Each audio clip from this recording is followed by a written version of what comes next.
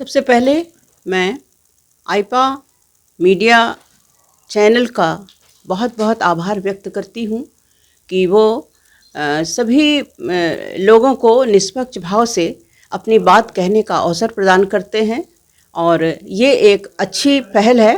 तो मैं भी अपनी बात को रखने के लिए आपके प्लेटफॉर्म पे उपस्थित हूँ। इतने दिनों तक भारत गुलाम रहा है, कितना हमारी सभ्यता, संस्कृति, हमारा सारा विरासत, हमारी आर्थिक स्थिति को इतना कमज़ोर कर दिया गया। नमस्कार, मैं मिर्ज़ापुर से संतोष देवगिरी, आईपा यानी all India progressive politics association, जो बात करता है प्रगतिशील राजनीति की, प्रगतिशील समाज की, प्रगतिशील मुद्दों की। आज अपने प्रगतिशील मुद्दों चर्चा बहस के हिस्सा में मिर्ज़ापुर जनपद की सुविख्यात कजली गायिका, जो मिर्ज़ापुर ही नहीं पूरे पूर्वांचल, पूरे उत्तर प्रदेश बल्कि भारत के विभिन्न प्रांतों में अपने स्वर के जरिए सुविख्यात हैं, अजीता श्रीवास्तव जी की बात कर रहे हैं, जो राज्यपाल द्वारा पुरस्कृत सम्मानित भी हैं। हम उनके ही मुखार बिंदुओं से जानना चाहेंगे जन सरोकार से जुड़े हुए मसलों पर। सबसे पहले मैं आईपा मीडिया चैनल का बहुत बहुत आभार व्यक्त करती हूँ कि वो सभी लोगों को निष्पक्ष भाव से अपनी बात कहने का अवसर प्रदान करते हैं और ये एक अच्छी पहल है। तो मैं भी अपनी बात को रखने के लिए आपके प्लेटफॉर्म पे उपस्थित हूँ। आप जानते हैं कि इसकी सुंदरता, प्राकृतिक सुंदरता, ऐतिहासिक सुंदरता, इसकी सांस्कृतिक विरासत को लेकर लाल बहादुर शास्त्री ने इसको दूसरा कश्मीर कहा था। तो मेरे ख्याल से मिर्ज़ापुर में बहुत सी चीज़ें हैं। आज सोनभद्र अलग हुआ है, नहीं तो ये बहुत ही हर दृष्टि से धनी प्रदेश हुआ करता था और भारत का सबसे विस्तृत क्षेत्रफल की दृष्टि से मिर्ज़ापुर रहा करता था। आज भले ही गीत संगीत के माध्यम से या अपनी बातों के माध्यम से लोग अपने उत्तर प्रदेश को नेगेटिव दृष्टि से दिखाने का प्रयत्न कर रहे हैं। मैं बिल्कुल भी इसके खिलाफ हूँ, क्योंकि मैं जानती हूँ कि मिर्ज़ापुर में बहुत कुछ है। देखिए, एक तो माँ विंध्यवासिनी का ये क्षेत्र है जिसके चरणों में हम लोग विराजमान हैं, और इसके अलावा अभी प्राकृतिक दृष्टि से, पहाड़ों की दृष्टि से और तमाम दृष्टि से भी मिर्ज़ापुर बहुत ही धनी प्रदेश माना जाता है।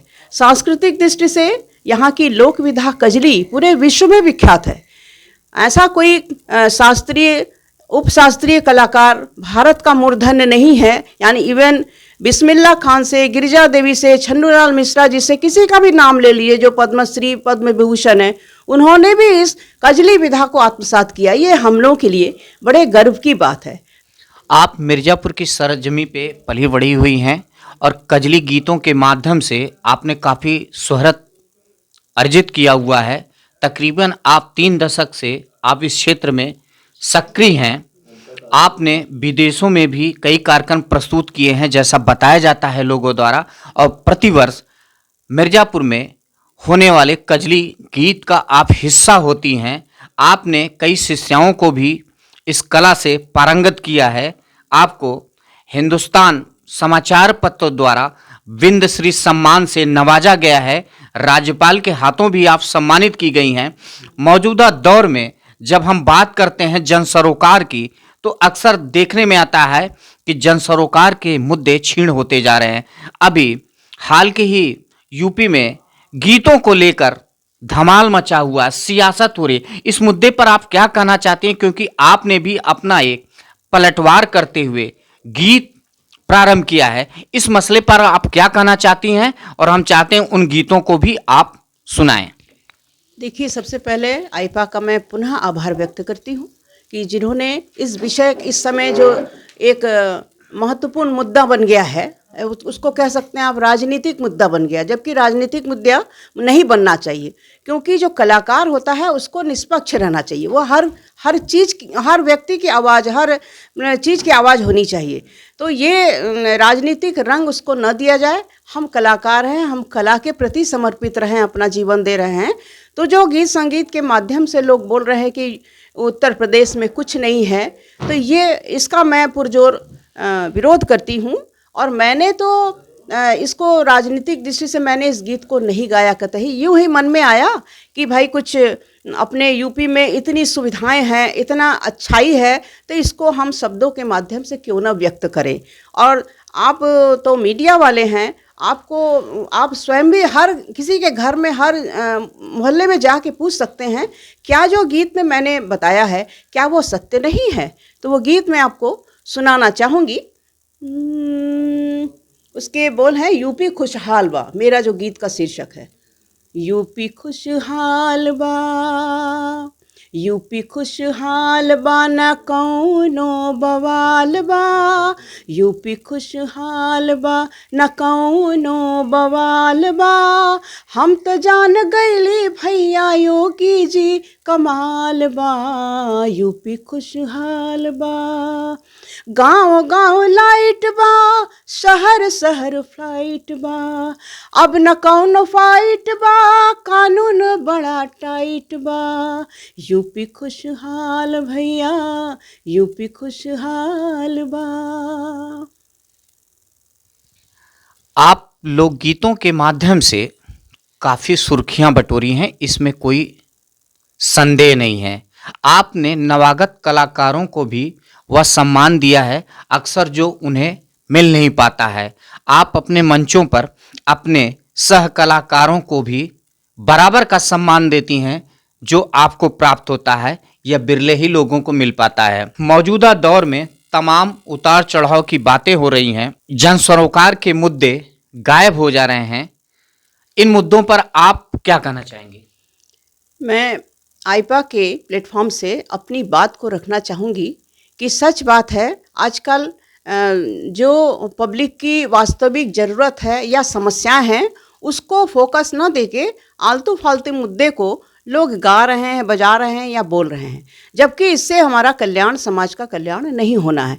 तो कलाकार हो, साहित्यकार हो, संगीतकार हो या कोई भी समाज का व्यक्ति हो, उसका प्रथम कर्तव्य है कि हम समाज के प्रमुख ज्वलंत मुद्दे को अपने सामने रखें और अपने जनप्रतिनिधियों के पास जाएं। जब तक हम अपनी समस्या को नहीं बोलेंगे तो संभवतः उतना हल नहीं हो सकता। जब चुपचाप घर बैठने से कोई भी समस्या हल नहीं हो सकती।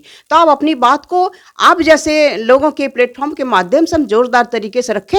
जो नहीं हुआ है वो हो सकता है, संभव हो सकता है, ऐसा नहीं कि कोई चीज़ संभव नहीं है। लेकिन जब हम बोलेंगे नहीं अपने समस्या को, शिक्षा की बात है, स्वच्छता की बात है या किसी व्यक्ति को कोई सुविधा नहीं मिल रही, उसके सहयोग की बात है, तो आप अपनी बात किसी स्ट्रांग प्लेटफॉर्म के जरिए पहुंचाइए। तो जब हम कहेंगे नहीं, खाली निगेटिव बात करेंगे कि भाई ये नहीं है यूपी में, ये नहीं है यूपी में, नहीं, ऐसे नहीं होता है।